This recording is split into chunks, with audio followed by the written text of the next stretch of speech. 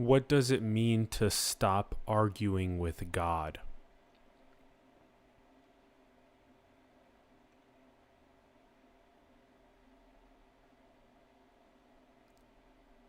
It means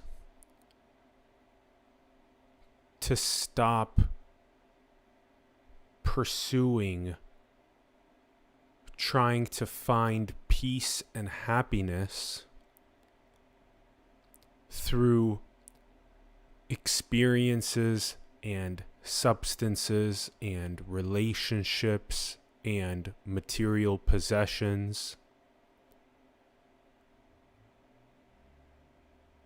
Every single attempt at extracting happiness and peace that way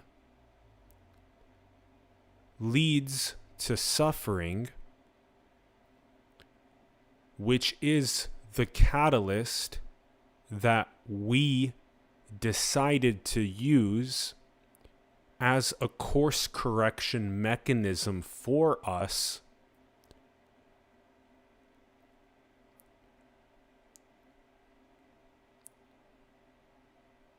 to realign ourselves with God rather than arguing with God.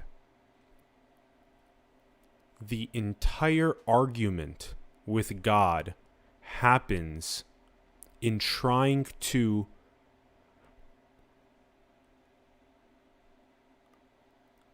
extract happiness and peace from experiences, substances, relationships, material possessions. The entire argument with God is when you argue and force your point of view into all conversations that you have. You're not relaxed.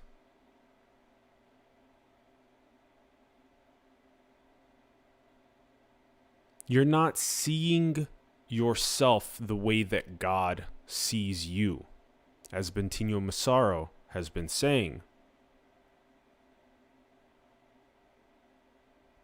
See yourself the way that God sees you.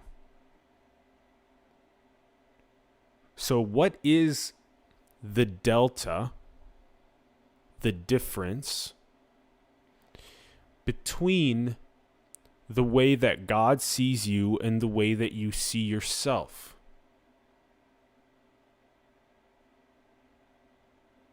That entire delta is based on you not turning inward and recognizing the diamond that's already around your neck, like Rumi says, that your very awareness and your very beingness, the very I amness, the very I exist, is already worthy, and it is already happiness and peace, as has been said for millennia with Sat Chit Ananda, existence, consciousness, bliss.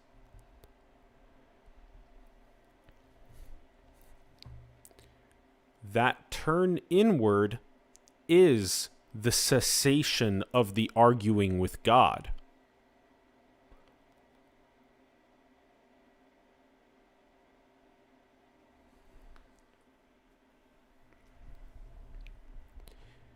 As we used this during our show on intelligent infinity, you see that as you secrete and enter into existence, that you go with this fractaling process to hit this breaking point of trying to seek and extract happiness and peace from experiences, substances, relationships, material possessions. And as is told in the archetypal story of the parable of the prodigal son, you hit a breaking point And that then causes you to go inward, which is the process of finding, which is what yoga or union or mysticism or henosis means, is going inward to uniting with the very fact that you are already God, you are already awareness, you are already beingness, you are already I am, I exist, I am the very creator, and all of these other selves are me. This is all me. This is all one intelligence present. And then once you get that information, then you've eliminated the delta. So the whole delta happened in this section. Here where people are experiencing the biggest sledgehammers of suffering, the largest catalysts, that's where the delta is the greatest. That's where your argument with God is the greatest. It's the very lack of humility, the very essence of, I know that I can extract happiness from this relationship. I know that I can extract happiness from this material possession. That is all a massive argument with God. And so you close the gap on how God sees you versus how you see yourself. So you become God seeing you. You become God. And as you do that, it makes you able to firework, to express your individuated spark of the infinite from a place of God serving God. The creation serving the creation, rather than your person identity serving a distortion, a lack belief, or a twist or a kink seeking validation.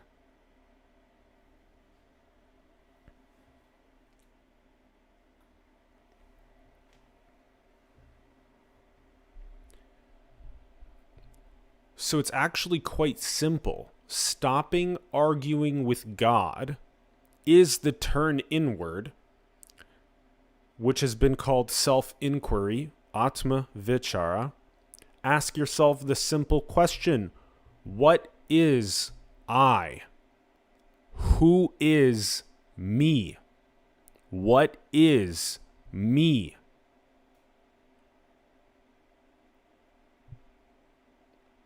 What is the I? And as you turn inward and investigate that, you close in on the delta, you close in on the difference between the way that God sees you and the way that you see yourself. You're seeing yourself when you're feeling suffering and all of these catalysts that are trying to get you to turn inward. You're seeing yourself in a way that is a separate entity in a physical world with other separate entities that you're not identified with whatsoever.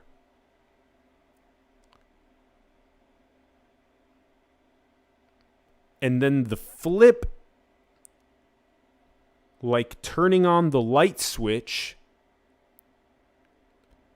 is that when you close in on the delta, on the difference between the way that God sees you, you become God seeing itself.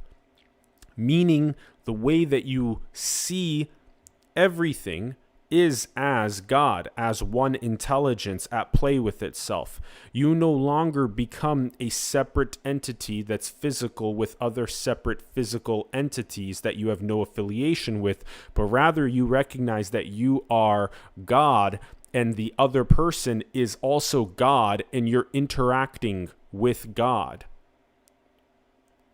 Everything is an experience for God. Your identity shifts from person to God, interacting with God. And that's the cessation of the argument with God, and that's also the cessation of suffering and malevolence.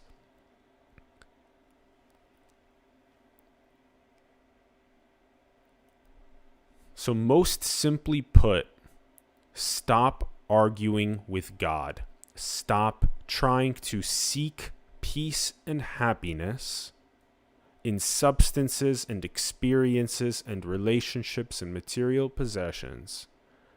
Stop forcing your point of view into every conversation. Practice for 2 to 5 seconds just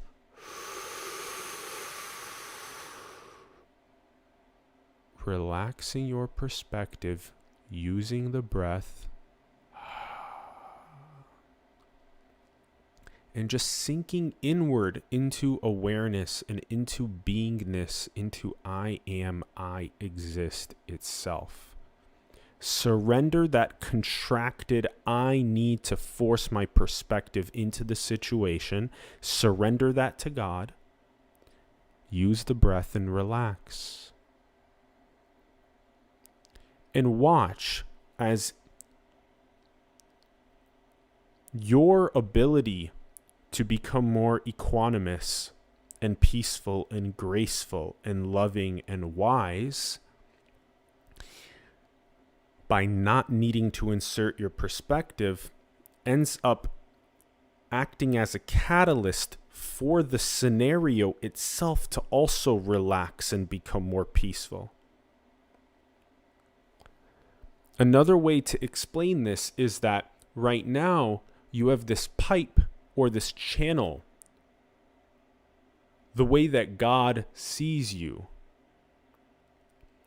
And your ego, your contracted person identity, has clogged up the pipe.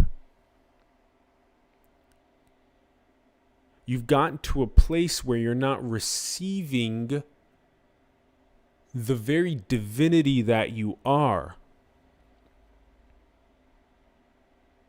That very endless waterfall of happiness and peace that you already are has a bunch of clogs in it that are all affiliated with your arguing with the one divine intelligence. You're arguing with the one divine intelligence, creating clogs in your pipe by arguing with the one intelligence because you think as your person identity that you know better. You don't know better. And so humility is key. The breath is key. Relaxing your perspective is key.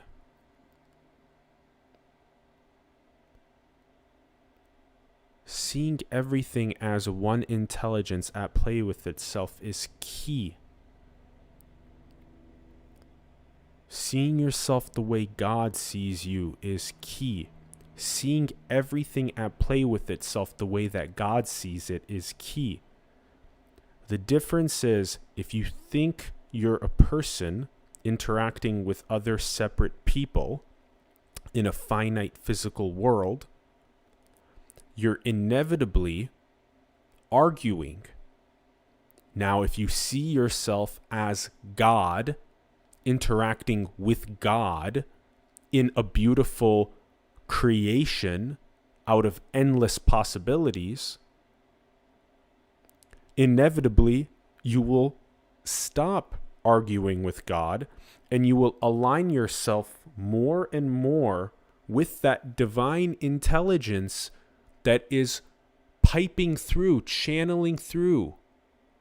And you will surrender yourself as a vessel to that one divine intelligence.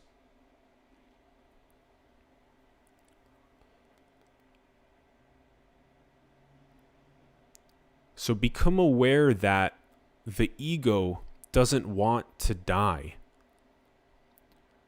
The ego wants to perpetuate itself.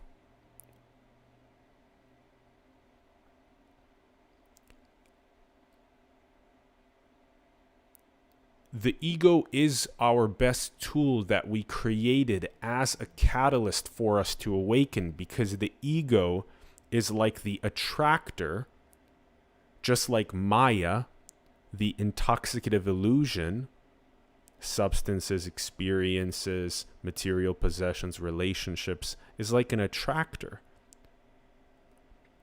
And so the ego is the very conditioning that is drawing us out into this very argument with God.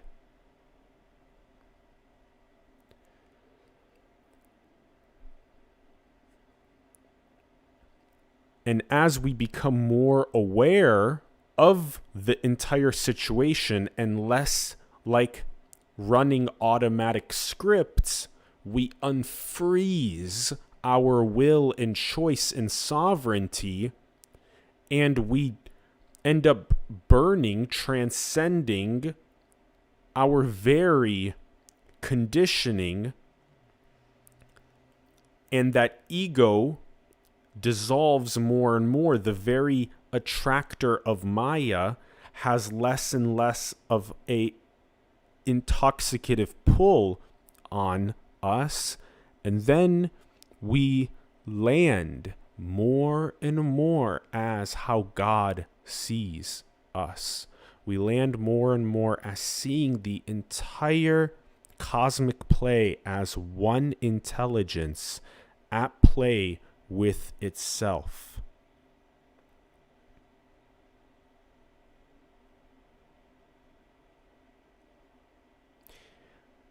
You could say that the very last step of awakening, of enlightenment, is to know yourself as the very source of the one intelligence at play with itself.